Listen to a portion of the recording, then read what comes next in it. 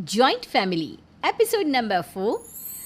चौधरी परिवार रोज रात की तरह खाने की टेबल पर एकत्रित हो जाते हैं। अरे अंजलि बहू, ये देव नहीं आया क्या अब तक दफ्तर से? पता नहीं माँ जी, बारिश आ रही है ना, शायद इसीलिए लेट हो गया होगा। कितनी बार कहा है, ये रात के खाने के समय पर सभी घर वालों को इकट्ठा होना चाहिए। जिस घर में ऐसा नहीं होता वहाँ रिश्तों का तराजू बिगड़ जाता है।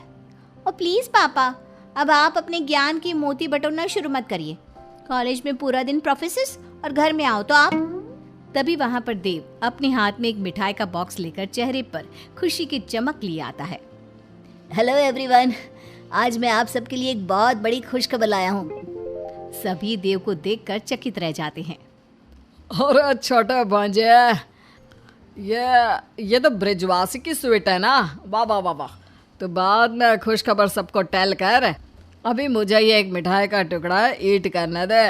अरे मामा जी, आप ही क्यों, सबका मुंह मीठा होगा आज। अरे देव बेटा, लेकिन खुशखबर क्या है? मेरा प्रमोशन हो गया है।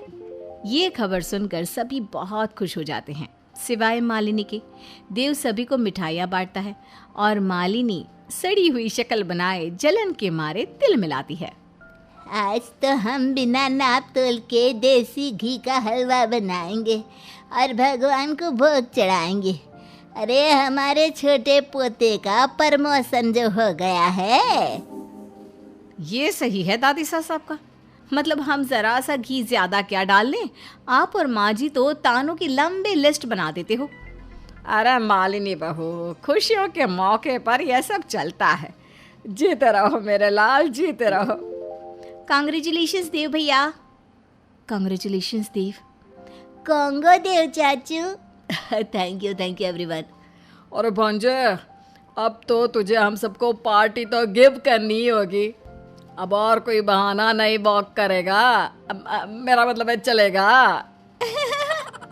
जी मामा जी, अब तो आज का खाना तो रेडी हो चुका है, तो खाने के बाद मेरी तरफ से सभी के लिए आइसक्रीम पार्टी, वो भी आगरा के सबसे बड़े आइसक्रीम पार्लर में। अरे वाह वाह, जुग जुग जियो मेरे शेर पुत्र। क्या वाह वाह वाह, ज्यादा खुश होने की कोई जरूरत नहीं है। आपको डायबिटीज है, ये भूलिए मत। आपको तो सिर्फ आइसक्रीम का एक ही निवाला मिलेगा। हाँ। अरे क्या तुम भी भानुमती। दादी बाऊजी, आप दोनों की ये छोटी मोटी स्वीट नोक झोंक ना कभी कभी बहुत क्यूट लगती है। नजर ना लगे आप दोनों को। थु थु थु थु। देव चाचू, मुझे ना बटर स्कॉच और वनीला फ्लेवर वाली आइसक्रीम खानी है। सभी एक साथ खाना खाते हैं और खाने के बाद देव सभी के लिए आइसक्रीम लाता है। अगली सुबह देव और अंजलि अपने कमरे के लिए एक स्टाइलिश और महंगा टीवी लाते हैं, जिसे देखकर सभी चकित हो जाते हैं। Wow, such a decent and classy TV. Dev भैया, ये नया मॉडल है ना? हाँ निर्मिति, मार्केट में हाल ही में लॉन्च हुआ है। ये बहुत ही बढ़िया क्वालिटी वाला टीवी सेट है। वो हमारे कमरे का जो टीवी है ना, उस पे जो कलर इफेक्ट्स हैं वो काफ़ी बाबा आदम ज़माने टाइप्स की हैं, और इस टीवी से हम हमारा फ़ोन भी कनेक्ट कर सकते हैं। बहुत अमेजिंग है ये। मालिनी को बहुत जलन होती है और वो फिर से अपनी बुरी शक्लें बनाने लगती है गुस्से से। चलो, बहुत अच्छा किया तुम लोगों ने। रुको, अभी तिलक लाते हैं। रुक्मिणी टीवी सेट पर स्वस्तिक बनाती है और उसकी आरती उतारती है।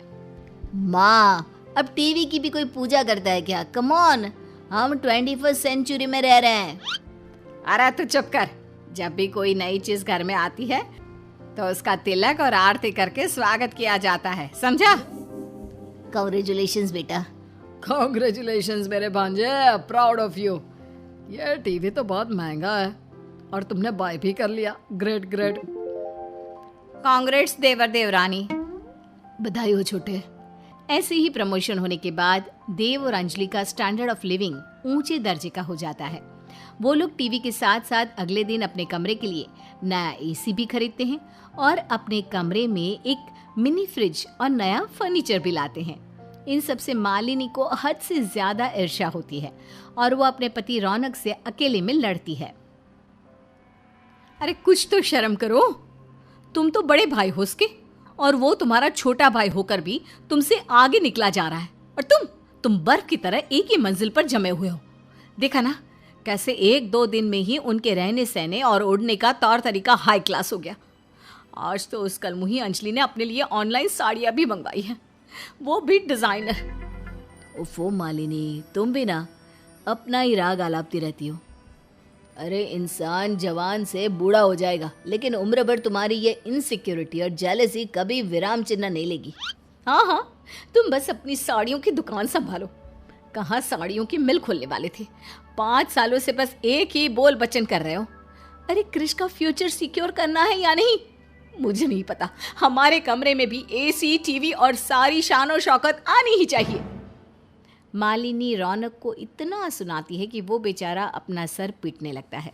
दोपहर में आंगन में कपड़े सुखाते समय मालिनी सोचती है, देखो तो देवरानी मैडम के तेवर, नई चप्पल, नए कपड़े, इतना शाइनिंग मार रही है जैसे ऐश्वर्या राय हो। कुछ तो करना होगा, मैं यूं हाथ पे हाथ धरे नहीं बैठ सकती, हरगिज नहीं। मालिनी कुछ सोच, अपने इस खुराफाती दिमाग से कुछ आइडिया निकाल। मालिनी अपनी सास यानी कि घर की मुखिया रुक्मिणी के पास जाकर उसे भड़काने लगती है। माँ जी ये लीजिए आपकी फेवरेट बूंदी सेव, खाइए तो। धन्यवाद मालिनी बहू, आओ ना बैठो, तुम भी गटको हमारे साथ थोड़ी सेव।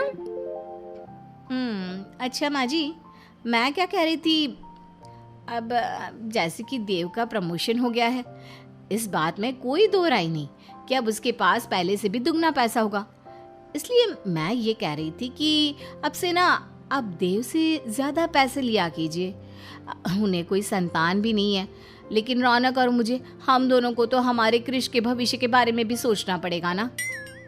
रुक्मिणी गहरी सोच में पड़ जाती है और फिर कहती है, बात तो तू सही कह रही है मालिनी बहू। वही तो, अब आप ही देखो ना, इतनी बड़ी जॉइंट फैमिली है, लेकिन ये दोनों मियाँ बीवी हैं कि बस अपना ही कमरा सजाए जा रहे हैं। कल को तोड़ा ताड़ी करके रसोई और न जाने क्या क्या बनवा ले अपने कमरे में ही, हैं? मैं तो कह रही हूँ आपको, इन्हें तो रत्ती भर भी अपने परिवार की नहीं पड़ी। अगर रहती ना तो वो हॉल के लिए भी नया AC, नया TV सेट, नया फ्रिज, आपके लिए गहने, अरे क्या क्या नहीं बनवाते हैं। हाँ ये बात भी सही है। अरे माँ जी, मुंडी हिलाते हुए सही है मत कीजिए, जाइए एक माँ होने का हक मांगिए अपने सपूत से। हाँ एकदम सही कह रही है तू। रुक्मिणी वहाँ से उठकर चली जाती है। इस बार तो बहुत मात्रा में घी डाला है आग में, देखते हैं अब क्या करती है ये रुक्मिणी। रुक्मिणी थोड़ी देर बाद सबके सामने देव से कहती है, देव बेटा ये तो तूने बहुत गलत किया, मतलब खुद तो अपनी और अपनी बीवी की खुशियों को संवारने के पीछे तुला हुआ है, लेकिन तुझे अपने परिवार की कुछ नहीं पड़ी। ऐसा नहीं कि प्रमोशन हुआ है तो ज़रा घर में भी कुछ ला दूं। सही कह रही है रुक्मिणी बहू, ये टीवी दिन में 100 बार बंद चालू होता है और अचानक मेन सीन पे ही अटक जाता है, जब सास और बहू दोनों का खुलासा होने वाला होता है मेरे सीरियल में। हाँ, और फ्रिज तो पूछिए मत, इतना पानी टपकने लगा है उसमें से, और कूलिंग भी नहीं हो रही बिल्कुल भी। तभी अंजलि और देव हंसने लगते हैं और सभी उन्हें हैरानी से देखते हैं। हमने क्या कोई जोक सुनाया है जिसके चलते तुम दोनों ठहाके लगा रहे हो? नहीं पापा जी, ऐसा नहीं है। दरअसल आप लोगों ने हमारे मुंह की बात छीन ली। हमने घर के लिए भी टीवी, AC और फ्रिज बुक कर लिया है। क्या सच में? हाय रे मेरे लाल, सच में बच्चे हो तो तुम जैसे। ये सुनकर मालिनी एकदम से चौंक जाती है और रौनक उसके पास आकर धीरे से कहता है, देखा, देव और अंजलि का दिल बहुत बड़ा है। तुम्हारी चाल इस बार भी नाकामयाब रही। शट अप, तुम ना ऐसे की ऐसे ही रहोगे। बराबरी करोगी तो ऐसा ही होगा। मन अच्छा रखो, अपने आप सब अच्छा हो जाएगा। अब देखना, अगली बार तो ऐसी चाल चलूंगी कि इन दोनों का गुरूर ऐसे टूटेगा कि बस पूछो मत। इस तरह पूरा परिवार खुशी से झूमने लगता है, लेकिन मालिनी का मुंह लटका ही रहता है। अब देखते हैं मालिनी कौन सा बड़ा पैंतरा आजमाती है देव और अंजलि से बदला लेने के लिए। जुड़े रहिए इस जॉइंट फैमिली से। मिलते हैं अगले भाग में।